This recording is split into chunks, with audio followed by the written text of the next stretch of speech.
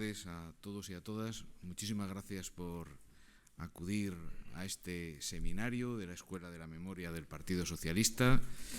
Gracias por vuestro esfuerzo. Sabemos que no son fechas fáciles para reservar una tarde y dedicarla a este menester. Os lo agradecemos de veras, especialmente a aquellos que compartís credo con los mayas y penséis que esta es la última tarde de vuestra vida. Estamos orgullosos de que nos hayáis elegido. Me decía Carmen antes y tiene toda la razón. Bueno, estamos en la penúltima jornada de nuestra Escuela de la Memoria en este primer ciclo. Nos queda una sesión más para hablar de Largo Caballero con el historiador Julio Aróstegui. Lo haremos en el mes de enero, ya os convocaremos con tiempo y en forma.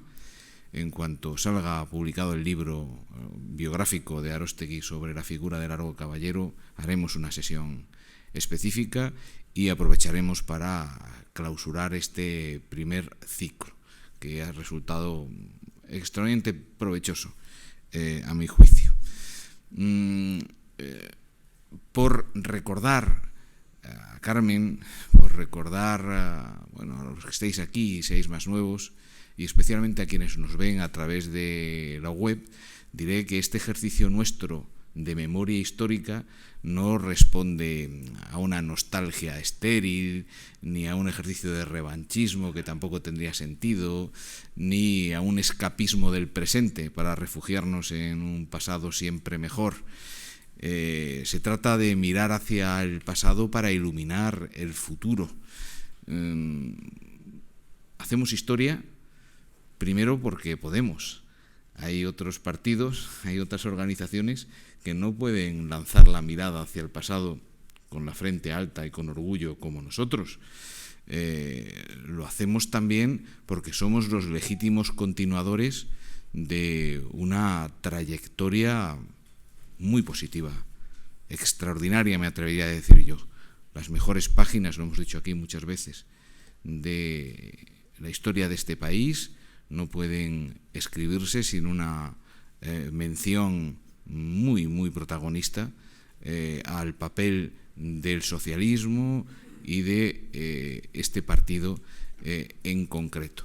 Y miramos hacia atrás, examinamos, estudiamos, analizamos y debatimos sobre nuestra historia porque queremos tener presentes nuestros principios y nuestros valores, los que han estado siempre, siempre en el suelo que pisamos, los que nos han inspirado siempre en nuestra acción política y que deben de seguir inspirándonos en este esfuerzo de renovación del proyecto socialista en el que estamos inmersos ahora. La Escuela de la Memoria es, por lo tanto, una actividad de presente sobre el pasado, pero para el futuro, ¿no? Sobre todo para el futuro.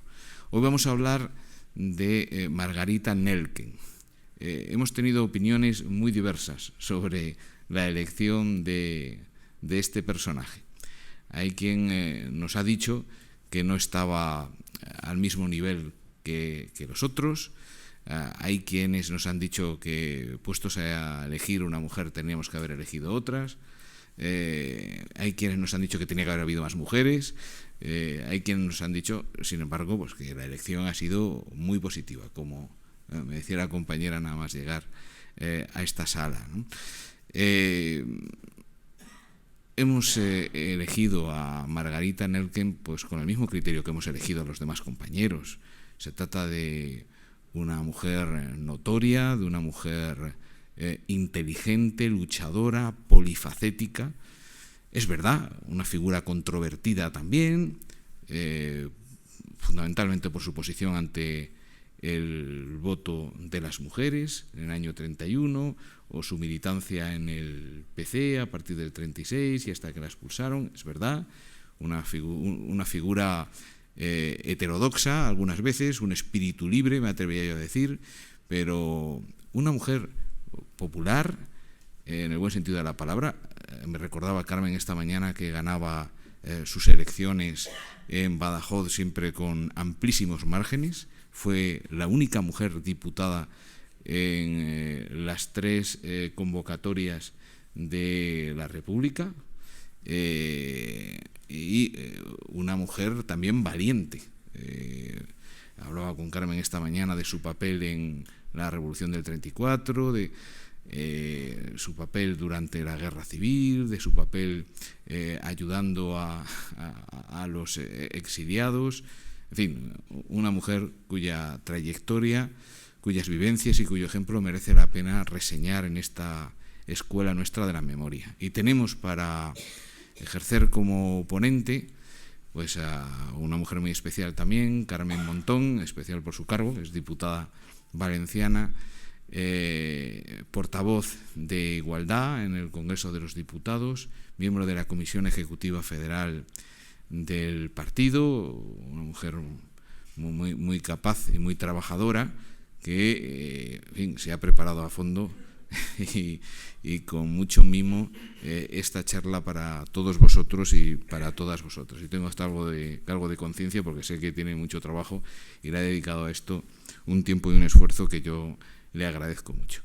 Bueno, pues esto era, vamos a dar la palabra a Carmen y como siempre a continuación pues haremos un pequeño debate sobre lo que os sugiera su ponencia. Muchas gracias.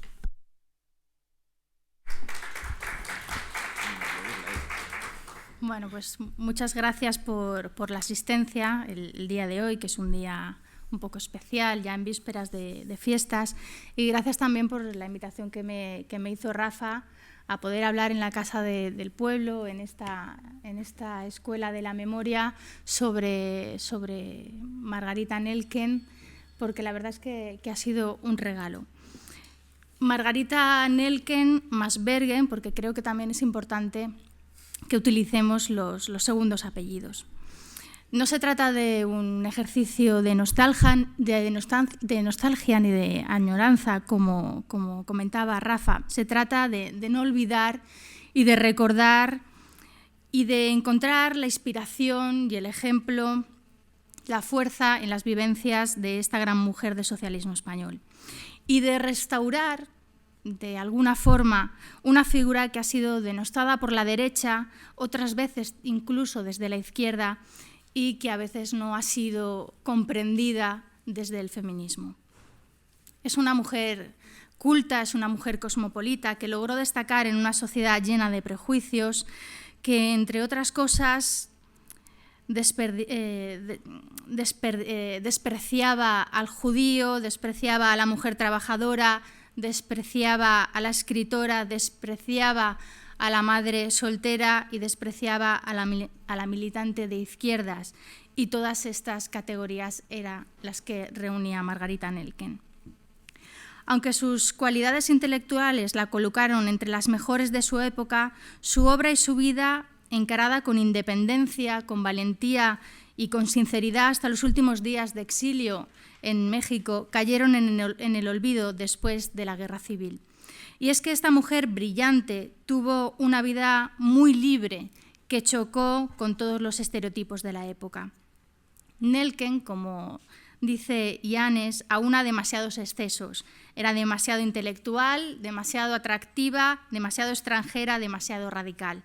En esta aproximación a su vida que hoy pretendo haceros desde una forma muy personal y desde la mirada del Congreso de los Diputados, de la Comisión de Igualdad, iremos transitando por su obra como escritora, como crítica de arte, como periodista y, sobre todo, como política y como una de las representantes del incipiente movimiento feminista en España durante la década de 1930.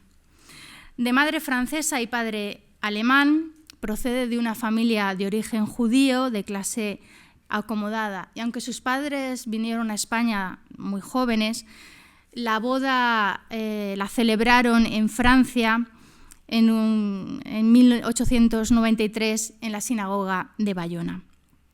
En 1866 su abuelo materno había llegado a la capital y trabajó como relojero de palacio bajo el reinado de Alfonso XII y la regencia, y poseía un floreciente negocio, una relojería, joyería, en el número 15, para los que os gusten estas cosas, en el número 15 de la Puerta del Sol, que después compartió con su futuro yerno. Margarita, a la que al nacer le dieron el nombre de María Teresa Lea, nació en España, en pleno corazón madrileño, en la entonces calle de Barrio Nuevo, número 3 y 5, después del conde de Romanones, el 5 de julio de 1894. Lo señalo porque a ella le gustaba especialmente mencionarlo, ya que la derecha española utilizaba sistemáticamente sus orígenes familiares para desacreditarla, llegando incluso a estar en discusión su nacionalidad a la hora de conseguir su acta de diputado, como entonces se denominaba. Era la hermana mayor en 4 años, de la también escritora y destacada actriz Carmen Eva Nelken, conocida bajo el seudónimo de Magda Donato. Magda comenzó escribiendo artículos y reportajes de tipo sensacionalista que publicaba en El Imparcial y después se dedicó al teatro como autora y como actriz y acabó también en el exilio en México junto a su hermana. Podemos incluso hablar algo de la vida de su hermana, que también fue interesante.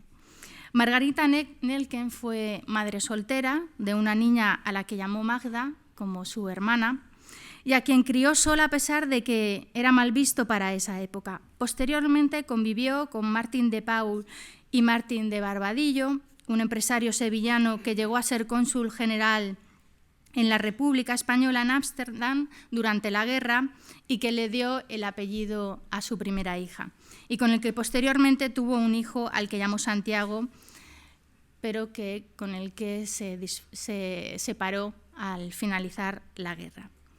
Fue de una inteligencia precoz y recibió una educación esmerada, muy superior a lo habitual en este tiempo para las mujeres, quizá también para los hombres, pero especialmente para las mujeres, que se tradujo en tempranas inclinaciones hacia la pintura, las letras y la música.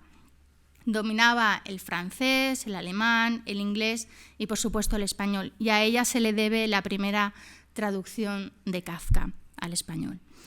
Estudió en el Liceo francés, pero el estigma de ser judía y atea le hizo quedar marginada, al igual que a su hermana, por lo que abandonó el colegio para seguir el programa francés de estudios con profesores privados, al mismo tiempo que aprendía piano, armonía y pintura. A los 13 años le enviaron a París, donde estudió pintura con la cubista María Blanchard y con Eduardo Chicharro. Entre sus compañeros de clase estaba el muralista mexicano Diego de Rivera, con el que se relacionaría después en el exilio. A partir de los 20 años expuso en el Salón de Otoño de París, participó en exposiciones colectivas como la Secesión celebrada en Viena, en Barcelona, donde expone individualmente en la Sala Parés o en la Sala de Artistas Vascos de Bilbao. En 1917, sobre los 24 años, abandonó la pintura por una dolencia ocular ante el temor de una ceguera, dedicándose desde entonces a la escritura y a impartir conferencias. A mí me sorprende cómo una mujer que desde tan temprana edad está dedicada en cuerpo y alma a la pintura, ante la adversidad decide cambiar de rumbo inasequible al desaliento y a raíz de ello se vuelca en destacar como crítica de arte en publicaciones internacionales, periodistas y escritora, un camino que ya había comenzado precozmente. A los 15 años, mientras muchas mujeres españolas eran analfabetas, ella escribe su primer artículo crítico para la prestigiosa revista de arte londinense de Estudio sobre los frescos de Goya en San Antonio de la Florida. Y también publicaría en la revista Le Mercure de France el artículo El espíritu del Greco. Nelken sorprende por sus planteamientos vanguardistas y su estilo sobrio y directo.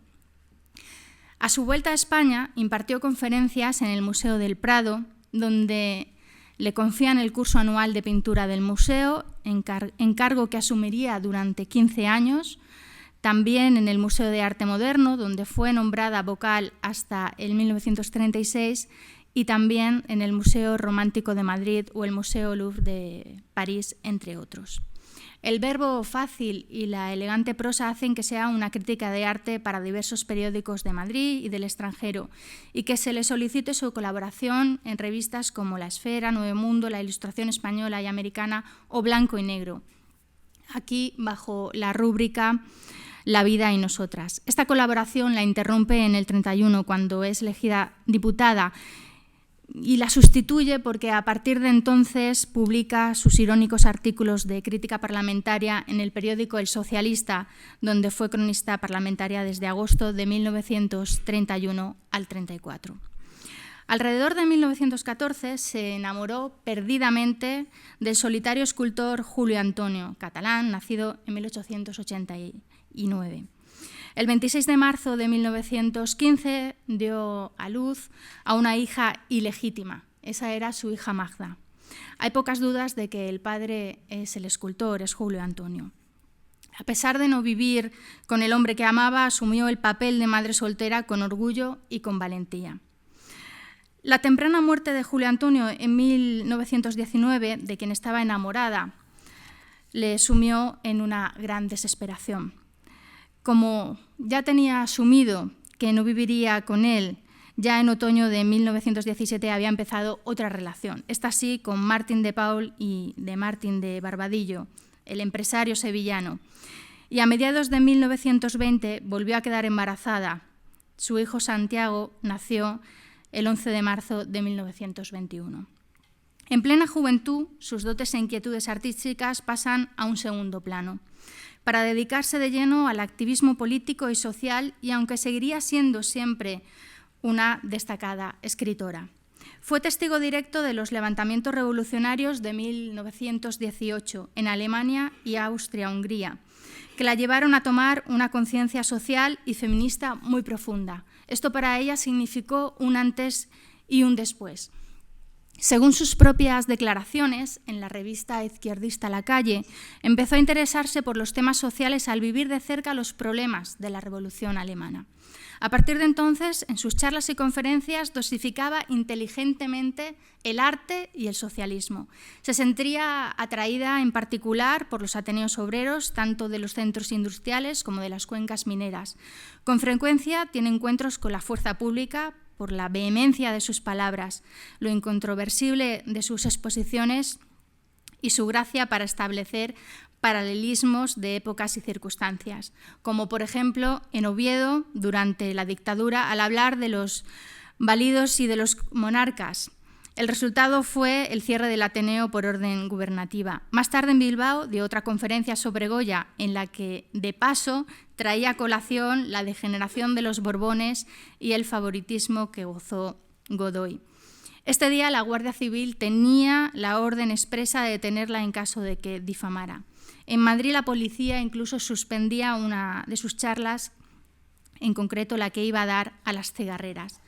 Recuerdo que ella alentó la primera huelga de obreras en España protagonizada por las cigarreras de Madrid.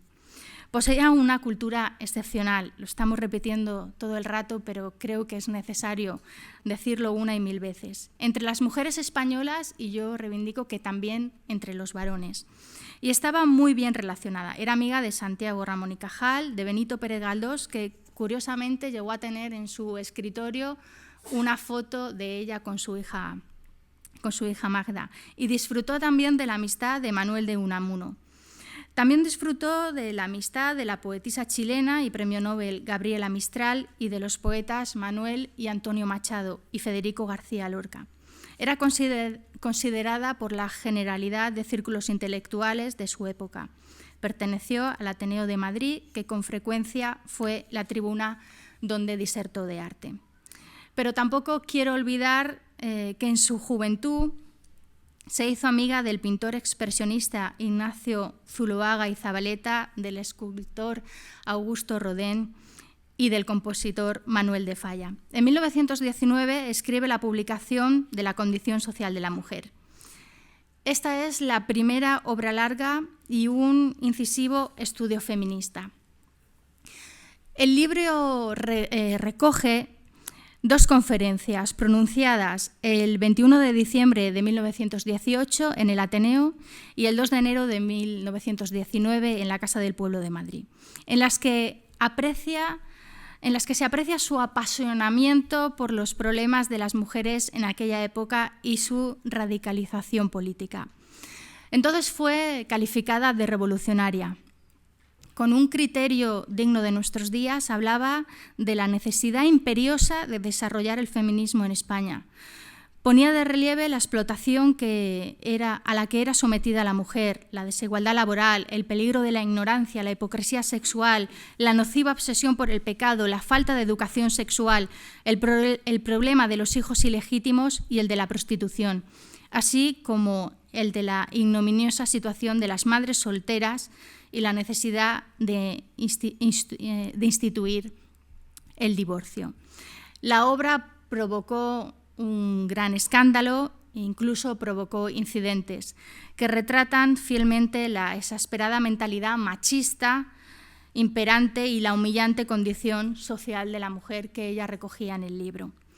Enterado el obispo de Lérida, se apresuró a condenar la obra, sobre todo el capítulo dedicado a la prostitución, hasta el punto de que el ministro de Instrucción Pública, el conservador Silió, formó expediente a una profesora, suspendiéndola de empleo y de sueldo de la Escuela Normal de Lérida por dar a leer dicho libro a las alumnas. Era algo intolerable. El incidente llegó hasta el Parlamento por conducto del diputado socialista Indalecio Prieto.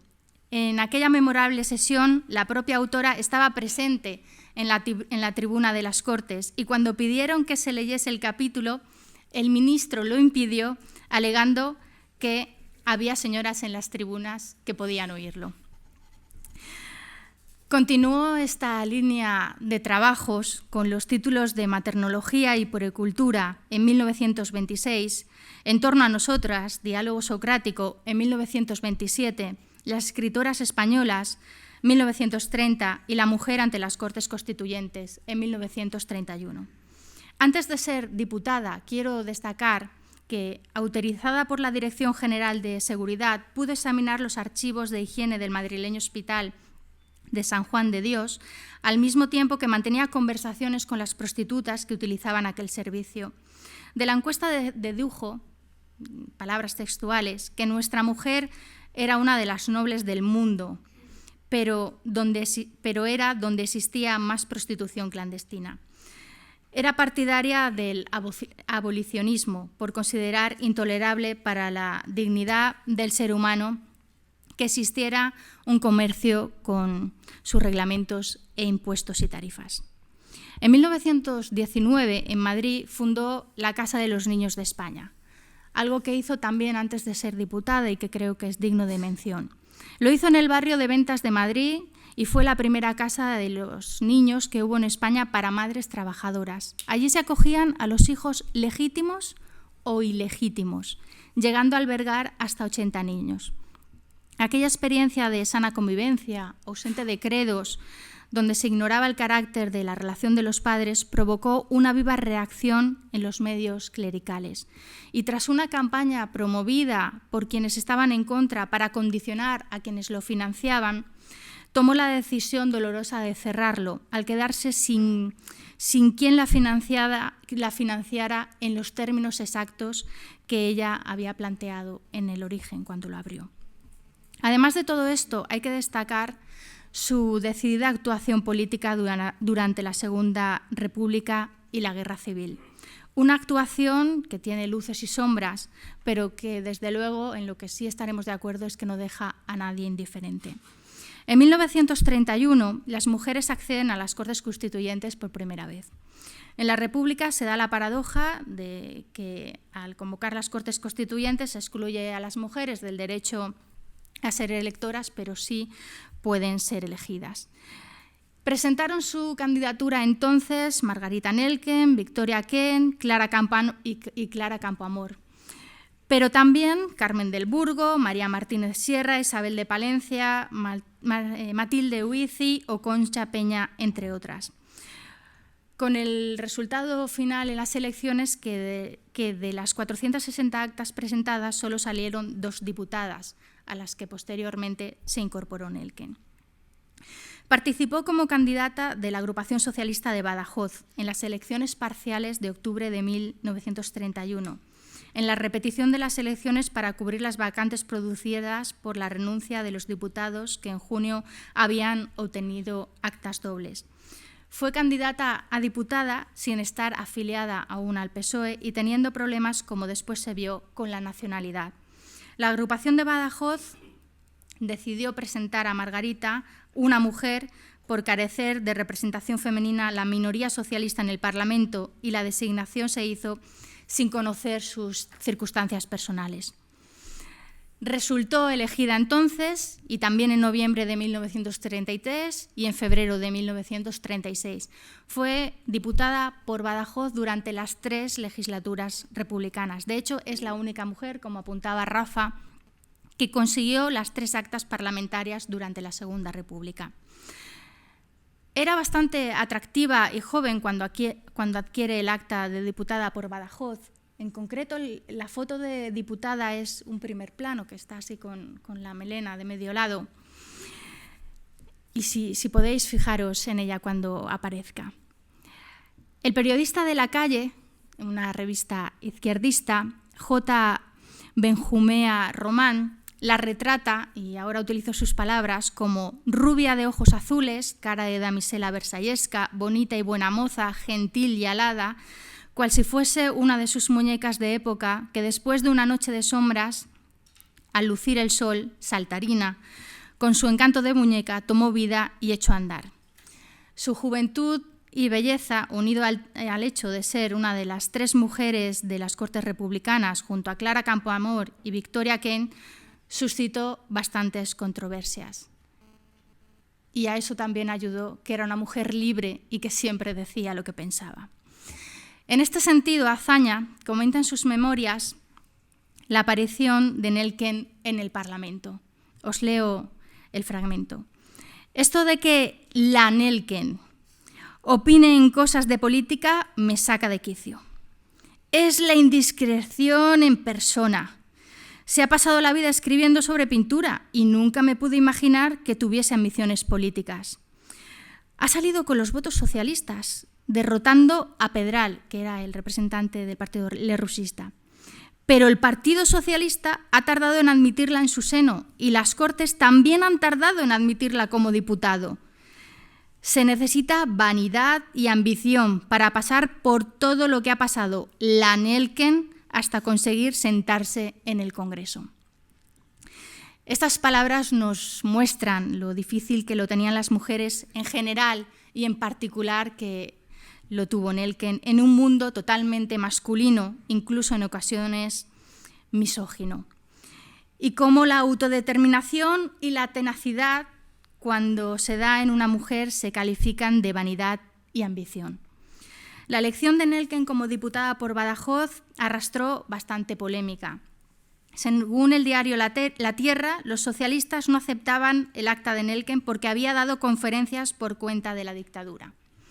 Nelken dirigió una carta firmada el 14 de octubre y publicada al día siguiente por el periódico El Socialista al director de La Tierra, para salir del paso de tal insidia.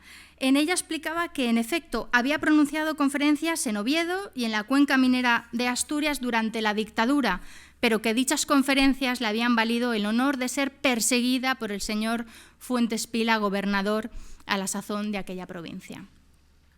Superado ese polémico momento interno en el Partido Socialista, ya se le concedió el ingreso en el PSOE y continuó otra lucha para conseguir su acta.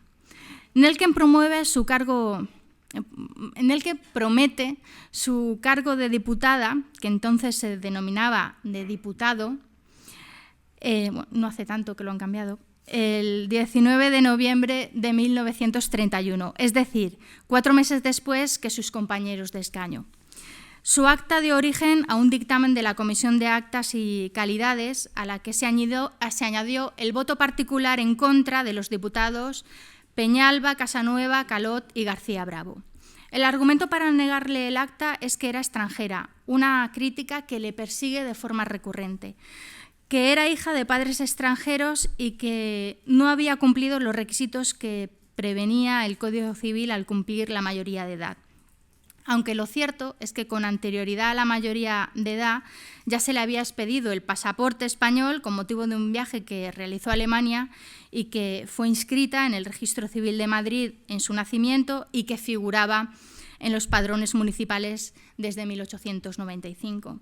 Finalmente, tras esos 4 meses de polémica y de batalla, la Comisión de Actas propuso dispensar la falta de los requisitos formales acreditativos del registro de su cualidad española, admitiéndola por fin como diputada al mismo tiempo. Para ello pesó que Nelken consiguiera más del doble de los votos que su contrincante, más del doble. Alcanzó un total de 59.783 votos y su contrincante 23.656.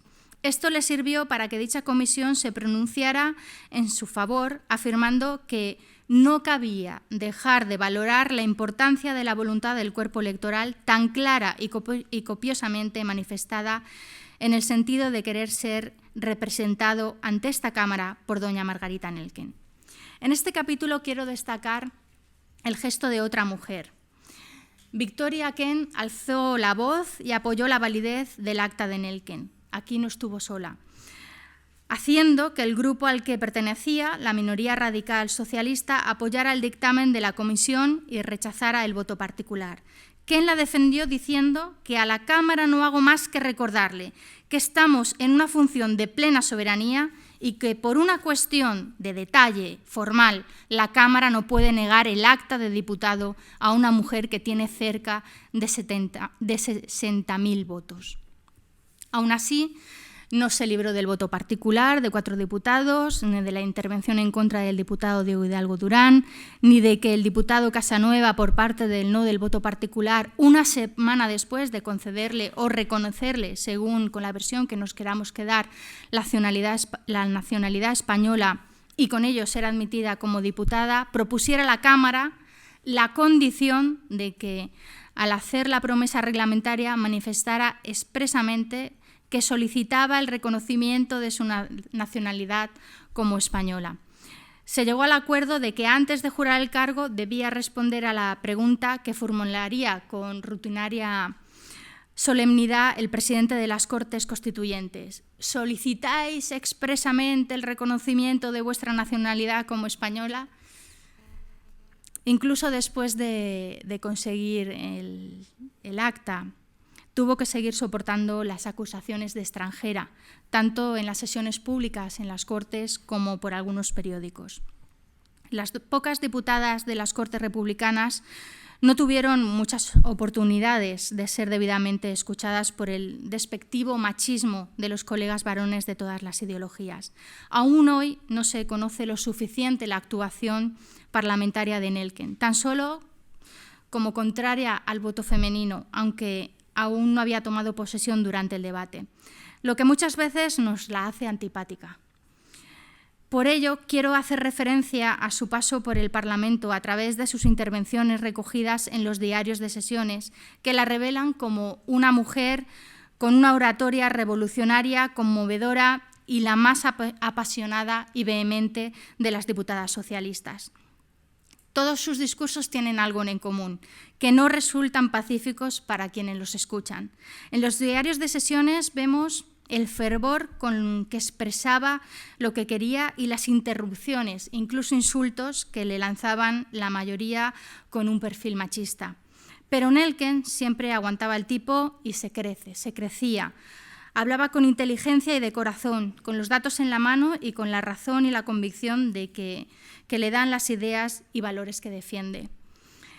Esto intensifica la fuerza en sus convicciones y la urgencia de suscitar cambios políticos que erradicaran la arbitrariedad del sistema e incorporaran nuevas leyes de protección para sus ciudadanos más vulnerables. En este primer periodo, en el 1931, el 1 de septiembre, se produce el debate sobre otorgar derecho de voto a la mujer. Clara Campoamor defendía que una Constitución que concede el voto al mendigo y al analfabeto, ¿cómo podía negárselo a la mujer? Conocemos ese capítulo de sobra. Nelken, a pesar de su vehemente feminismo, se oponía por razones absolutamente contrarias a las de la oposición conservadora, porque entendía que era un voto cautivo, prácticamente controlado por el clero, temor que compartía con Kent. Ya que ella no intervino en el debate, conocemos que es contraria por su libro La mujer ante las Cortes Constituyentes. Sostenía que la falta de madurez y de responsabilidad social de la mujer española podía poner en peligro la estabilidad de la República, ya que un porcentaje muy elevado, antes de votar, lo consultaría con su confesor y que esto significaría un seguro o un posible retroceso en el pleno disfrute de la ciudadanía para ambos sexos. En aquel momento, las diferencias de opinión entre Clara Campoamor y Victoria Kent, en el momento de la discusión, las dos únicas diputadas en activo en la Cámara, dieron lugar a comentarios jocosos en los periódicos, como el de Informaciones de 1 de octubre de 1931, que comentaba: «2 mujeres solamente en la Cámara y ni por casualidad están de acuerdo». En las siguientes elecciones del 1933, primeras en las que votaron las mujeres, triunfaron las derechas. Sin lugar a dudas, no por lo que explicaba Margarita, había otras cuestiones. Y las protagonistas de la discusión, tanto Campoamor y Kent, pagaron caro el desgaste del debate, ya que ninguna de las dos repitió como diputada. El 15 de octubre de 1931 se produce la discusión del artículo 43 de la Constitución republicana relativo al divorcio.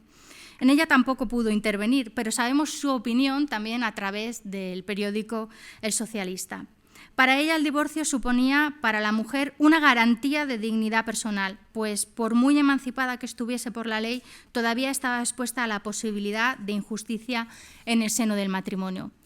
Decía textualmente: «El divorcio es principalmente arma defensiva y protectora para las mujeres». Esto lo decía Nelken frente al temor que sentían las mujeres de la época de que fuera utilizado impunemente por cuantos maridos quisieran por mero donjuanismo o deshacerse de sus mujeres.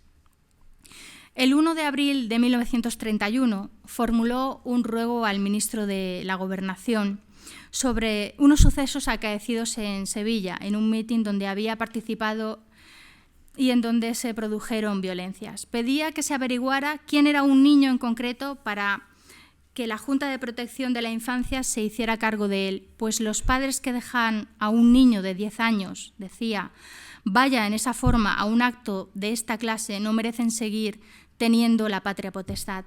Y añadía: yo, que en aquel momento me acordaba de que tengo hijos afortunadamente sanos de cuerpo y alma, no podía permanecer impasible viendo que aquella criaturita vomitando insultos, los más soeces y arrojándome piedras. Los periódicos, El Debate, Informaciones, la critican en la misma línea habitual de siempre: extranjera, débil como mujer, acusaciones para descalificar su inteligencia y su cultura, y le sacan a relucir el incidente de Castilblanco. En Castilblanco sucedió un violento altercado por la protesta por la demora en la aplicación de la reforma agraria, producido en un pueblecito de la provincia de Badajoz, entre guardias civiles y campesinos que eran compañeros de la UGT y del Partido Socialista, en el que estos últimos, tras matar la Guardia Civil a un compañero, a un campesino, rodearon a los 4 guardias y los asesinaron, de lo cual la derecha acusó de inductores morales a los diputados socialistas y en particular a Margarita Nelken. Nelken apoya la sublevación campesina que allí se produjo, pidiendo el traslado del representante del Gobierno por represivo y antidemocrático. Apoyo que recibió muchas críticas por parte del Gobierno y de la prensa. Tiempo después, ya en el 36, en el libro titulado «¿Por qué hicimos la revolución?», explicaría su versión. El 20 de octubre de 1932, en el discurso en el Parlamento, y lo quiero destacar por su estilo oratorio, Este discurso provocó una protesta y un altercado en el hemiciclo entre el diputado Balbontín y González de la Peña. Este último pretendía agredir al primero. Este discurso trató sobre las bases de trabajo y política social del campo. Decía Nelken: fui a Badajoz y allí morirse de hambre no es una frase, no es un eufemismo. Pido la aplicación de la Ley de Defensa de la República a aquellos propietarios que descaradamente no cumplían los pactos firmados, pues ella no volvería a decir a una muchedumbre hambrienta que tenía que seguir muriéndose de hambre. Destacado por su polémica también fue el discurso pronunciado el 28 de febrero de 1933, cuando se discutía la totalidad del dictamen sobre confesiones y congregaciones religiosas. Y si tenéis oportunidad, os pido que os lo leáis íntegro. Yo había entresacado frases, pero no, si da tiempo luego os las diré. En él hace un repaso de los males que éstas provocan en la sociedad. Criticaba la falta de preparación de las monjas para hacer de enfermeras, criticaba cómo la religión suponía un lastre, en especial para que las mujeres adquirieran cultura y formación, seguía con la imputación de la responsabilidad de la prostitución a las congregaciones religiosas dedicadas a la industria, porque en ellas no se retribuía a las obreras ya que trabajaban a cambio de una mala comida. Lo que criticaba Nelken es que esto suponía una mano de obra muy barata y que la industria libre no pudiera retribuir bien a sus obreras, y denunciaba el trato a las madres solteras, recuerdo que ella era madre soltera, a las que se les cerraba la puerta del comedor de madres lactantes, por lo que eran expulsadas. Su oratoria entonces provocó muchas interrupciones, rumores y risas que, lejos de intimidar a esta mujer de fuerte personalidad, la espolean a continuar la crítica desgarradora. En esta intervención hallamos también una defensa apasionada del feminismo. Les pide a las mujeres católicas que sean más cultas y que se atreve a afirmar que la decadencia de la cultura femenina en España ha coincidido con el incremento del cristianismo. Salpican su discurso muchas citas de numerosas personalidades históricas femeninas, entresacadas de su propio libro de escritoras españolas y de la política. Este magnífico discurso, según el periódico El Socialista, sería criticado también por el periódico El Debate, que lo calificaba de una soflama anticatólica. En el Parlamento perteneció a la Comisión de Instrucción Pública, en la primera y en la última legislatura, y en la central a la de Presidencia y a la de Pensiones. Y en el partido participó en el 13 Congreso del PSOE en octubre de 1932, donde fue elegida vicepresidenta del mismo y forma parte de la Comisión sobre el Socialista y la prensa socialista. En la campaña electoral del 33, la indignación que sentía ante las penurias de los campesinos y por seguir la labor de la igualdad de la mujer incompleta empujó sus opiniones políticas drásticamente más hacia la izquierda. Era incapaz de asumir la demora de su causa y, conocedora del origen, no huía de ningún debate fuera y dentro del Partido Socialista, al que representaba en el gobierno de la Segunda República. Nelken empezaba a creer, junto a varios partidarios de Largo Caballero, que la República había traicionado a los trabajadores. Así pues, había promovido el cese de la alianza electoral con los republicanos. Celebradas las nuevas elecciones de noviembre de 1933, los socialistas consiguen menor número de escaños, pues se niegan a formar esas listas conjuntas con los republicanos. La polarización política que se produjo entre los años 1931 y 1933, con violentos levantamientos y aplastantes derrotas, debilitó la causa socialista hasta terminar con el triunfo de la derecha, aunque Nelken sigue siendo reelegida diputada por Badajoz. En este bienio serían compañeras de Nelken las socialistas Lejárraga, de la Torre y García Blanco, a las que hay que añadir la agraria Bohigas. Las intervenciones parlamentarias de Nelken son escasas en este periodo, pues en octubre de 1934 el Partido Socialista cesa su actividad política. No obstante, pronuncia un discurso sobre la situación general del campo en España el 25 de enero del 34. Denunciaba que, en sus palabras, había grandes extensiones de tierras sin cultivar, porque los propietarios así lo habían querido, y que las medidas legisladas no estaban siendo aplicadas de forma de sacar del hambre y la pobreza a los trabajadores y trabajadoras y sus familias, y denunciaba la actuación de la Guardia Civil, que incluso impedía con la fuerza la rebusca. En esta misma sesión preguntaba al entonces ministro de la Gobernación si se podía encarcelar a los socialistas sin más pruebas o alegatos que los pésimos informes sobre ellos. Y este le señalaba que era un poco ingenua al creer que dentro del régimen republicano los socialistas tenían derecho a no ser perseguidos como si fueran elementos fuera de la ley. Nelken terminaba su discurso con un terrible augurio. Decía así: si algún día, tal vez no lejano, tenéis que enfrentaros con ellos, a los obreros se refería, en una lucha que quiero esperar leal, no os extrañe si aquellos hombres a quienes obligáis a vivir como fieras, disputando a los animales, arriesgando con ellos su vida como la arriesgan las fieras, no os extrañe, digo, si a esos hombres no les queda luego para la lucha ningún sentimiento humano. Su actuación en la Cámara en este bienio finaliza con la Revolución de Asturias y su represión. Con fecha de 7 de junio de 1934, formularía un ruego al ministro de Justicia con el fin de lograr el cese en los hacinamientos en las cárceles de casi la totalidad de las provincias, producto de las detenciones realizadas por aquellos días debido a la huelga de campesinos. Entonces, como ahora, decían que nadie había secundado la huelga y, sin embargo, las cárceles estaban llenas. Se puede afirmar que, si bien los discursos de Nelken en las Cortes son siempre polémicos, este es el que mejor refleja el carácter y la fuerte personalidad de esta mujer. En él dice: por mucho que interrumpan, no harán lo que voy a decir. Si el señor presidente se cree que se puede hablar, sigo hablando. Si no, también. Digo esto para recordar al señor presidente que tiene una campanilla delante. En este mismo año también formó parte del Comité Nacional de Mujeres contra la Guerra y el Fascismo.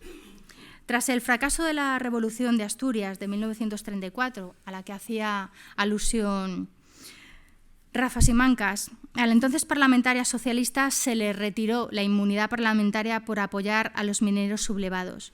Fue procesada y condenada a 20 años de cárcel. Si bien antes de que se dictase sentencia, huyó a Francia con ayuda de la Embajada de Cuba en Madrid.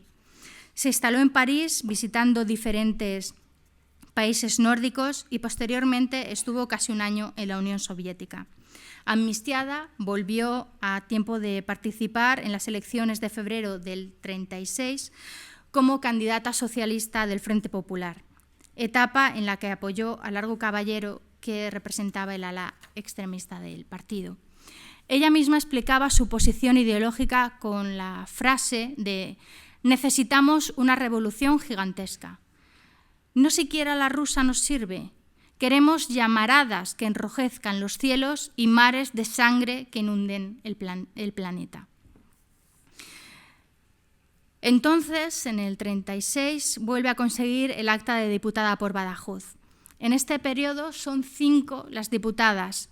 Reaparece Victoria Kent por el Partido Radical Socialista y por el Partido Comunista la emblemática Dolores Ibarruri Gómez, la pasionaria. Y por el Partido Socialista, junto a Nelken, se encuentran Matilde de la Torre y Julia Álvarez Resano. No obstante, ninguna de las 3 socialistas tendría ocasión de intervenir en el Congreso de los Diputados, pues la guerra civil puso punto final a la convivencia democrática. Cuando estalla la sublevación militar, en julio de 1936, su actitud es indesmayable, inasequible al desaliento y combativa a todo lo largo de la contienda. En el verano del 36 tuvo una destacada participación en armar y alentar a los trabajadores para hacer frente a los militares sublevados. En noviembre del 36 participó en la defensa de Madrid. Sería una de las principales protagonistas de aquellas trágicas y gloriosas jornadas de la defensa de Madrid. Una más, al lado del general Miaja, en las heroicas jornadas de noviembre de 1936, orientando y estimulando la resistencia del pueblo madrileño. Lanzó un llamamiento por la radio a las gentes amedrentadas con el apasionamiento que le caracterizaban y su explosiva palabra, pidiendo a los madrileños que se agrupasen en torno al defensor de Madrid. Cuando se produce la huida del gobierno republicano hacia Valencia en el avance de las tropas fascistas, que desconcertó y llenó de indignación a los madrileños. Dijo: los que debían merecerle al pueblo confianza, allí estaban y allí estarían, pasara lo que pasara. Ante la ausencia del gobierno mismo, dirigió la resistencia al grito de no entrarán, no pasarán. Su desilusión con el liderazgo del PSOE después de este episodio y la radicalización de sus ideas políticas le impulsaron a afiliarse al Partido Comunista de España. El periódico Mundo Obrero anunció su incorporación en diciembre de 1936. Allí, en el Partido Comunista, le aguardaba otro desengaño. Esperaba ocupar el lugar que le correspondía por sus méritos, incluidos los intelectuales, pero la plaza pues, ya estaba ocupada por la pasionaria que la defendió con uñas y dientes. Nelken quedó en segundo término, perdiendo el prestigio que sí tenía en el Partido Socialista. Se distinguió asimismo en la organización de la Unión de Mujeres Antifascistas y de la Asociación Internacional de Intelectuales Antifascistas. Y con ambas asociaciones estaría presente en los frentes intelectuales y políticos durante la contienda, como el Segundo Congreso Internacional de Escritores Antifascistas en 1937. También estaría en otros frentes de guerra y como reportera de combate. Pasó la última etapa de la guerra en Barcelona y fue la única mujer diputada presente en la última reunión de las Cortes Republicanas en suelo español, en los subterráneos del Castillo de Figueras, el 1 de febrero de 1939. Al terminar la guerra, se exilia a Francia junto a su hija durante la retirada y protagonista la retirada de Cataluña. Y curiosamente ella no sabe que mientras ella está huyendo a Francia, entre los últimos vestigios del ejército republicano se encontraba su hijo cubriendo la retirada a la población. La madre y la hija trabajaron intensamente desde Perpiñán en la asistencia a los refugiados republicanos y los internados en los campos franceses en los primeros meses del exilio. Allí se reunieron con la madre de Margarita y también con su nieta. Y con posterioridad consiguió sacar del campo de concentración a su hijo. Fue una de las afortunadas, porque aunque lo había perdido absolutamente todo, en ese todo no se podía contar su familia que la mantenía. Marchó luego a París y tras el comienzo de la Segunda Guerra Mundial se trasladó a Rusia. Y a finales de 1939 ya llega a México, donde el presidente Cárdenas le había invitado a instalarse. Junto a su madre, su hija y su nieta, abandonó Francia antes de la derrota francesa, pasando por Rusia y después llegó a México.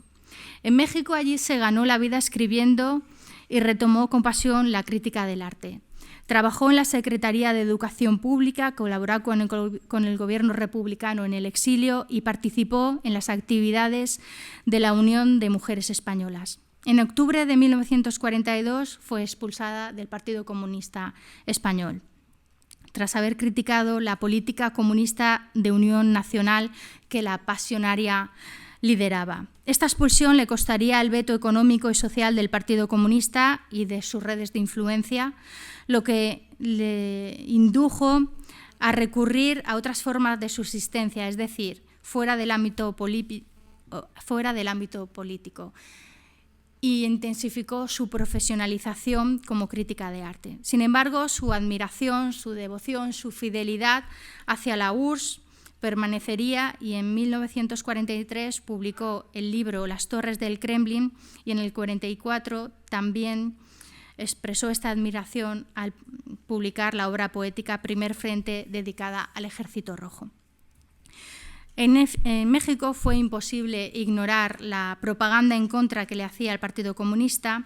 Se le vetaron publicaciones y el acceso a organizaciones culturales y trabajos políticos. Entonces Nelken buscó ayuda en los presidentes mexicanos, Ávila Camacho y Miguel Alemán, quienes sufragarían y potenciarían gran parte de sus proyectos. Pero este mecenazgo le produjo cierta ambivalencia ideológica, le produjo cierto dolor, ¿no?, por esa ambivalencia ideológica al recibir ayuda de alguien que estaba propagando el capitalismo mexicano. Participó como diputada independiente en la reunión de las Cortes de la República de la Ciudad de México en 1945. Durante el 48 regresó a Europa para participar en el Congreso Interparlamentario de Roma. Viajó entonces por toda Europa dando conferencias sobre arte latinoamericano en diferentes museos y finalmente regresó definitivamente a México. Allí fue una de las críticas de arte más influyentes y respetadas de su época. Participó en la constitución de la Asociación de Críticos de Arte de México y recibió la Medalla de los Agraristas. Para finalizar, tan solo decir que la muerte de sus dos hijos la sumieron en una honda crisis. Santiago murió en 1944 luchando en el ejército soviético. Fue algo doloroso, pues a ella le estuvieron mintiendo durante un año, mandándole telegramas falsos, y descubrió de una manera muy dura la muerte de su hijo en el 44. Y también fallece Magda en el 56 de un cáncer. Era una enfermedad que arrastraba ya desde antes quizá del exilio, pero falleció en el 56. Decir que su relación con la URSS tiene también que ver con que en su biografía se le adjudica, según las fuentes de espionaje de los Estados Unidos, que era agente de la KGB, y que los rusos le dieron el nombre en clave de Amor, aunque sus actividades parece que fueron insignificantes y que no iban más allá de recomendar a personas que podían ayudar a pasar la frontera. Nelken se mantuvo, sin embargo, durante toda su vida y también en México, activa hasta el final de sus días, en la crítica de arte, en el periodismo, escribiendo incluso el último artículo hasta 15 días antes de su muerte. Y también se mantuvo activa en las actividades del exilio español en México y otros países. Murió exiliada el 9 de marzo en 1968, a los 78 años, habiendo adoptado la nacionalidad mexicana. Y esta fue una vida llena de pasión, de valor, de esperanza, de triunfos y dolorosas pérdidas que culminó en el exilio. El maltrato que la derecha victoriosa vertió sobre ella solo lo igualó el caso de la pasionaria. Sus orígenes étnicos judíos también fueron fuente de insultos. La hostilidad empapada de insinuaciones sexuales, calificándola a la vez de ejemplar casi andrógino y no ser una auténtica mujer y de puta, aunque en este plano de amor libre también fue atacada desde la izquierda. Una hostilidad empeñada en ensombrecer a una mujer que se atrevió a brillar con luz propia, en una época muy difícil, pero lo cierto es que lo consiguió. Para quien quiera saber más de ella, yo recomiendo las biografías que recogen Jacobo Israel Garzón y Javier Mordejaray de la Puerta o Antonia Rodrigo, pero creo que la más entrañable, es la de Paul Preston en el libro de Palomas de Guerra. Muchas gracias.